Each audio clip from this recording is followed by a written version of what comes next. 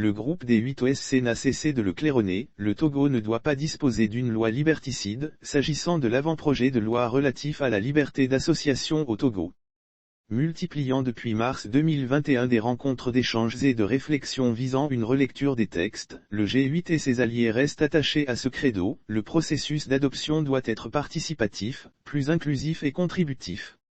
Alors qu'il bouclait vendredi dernier, 9 mois de travail acharné, en associant toutes les composantes de la société civile togolaise, autour des implications réelles de la modification de la loi de 1901 sur la vie associative au Togo, le G8 indique avoir retenu 44 articles sur les 57 au total et supprimé 8 jugés, liberticides.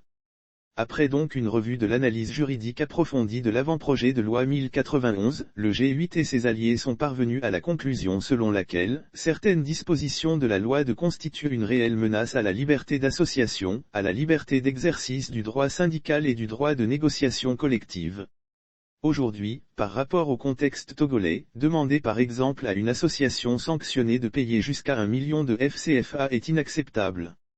Au niveau du G8, nous estimons que c'est trop parce qu'il y a des associations qui n'ont même pas un budget annuel d'1 million, estime pour sa part, Bruno Reyden, photo, secrétaire général d'ACAT Togo, membre du G8.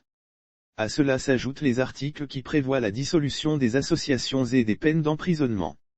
Le fait de créer une association ne doit pas conduire son responsable à être déféré dans l'une des prisons du Togo, ajoute M. Reyden.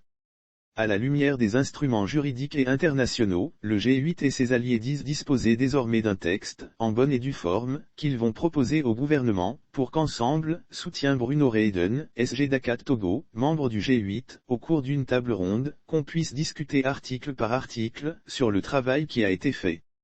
En d'autres termes, le G8 entend déposer le document revisité sur la table du gouvernement et l'inviter à organiser un cadre de concertation.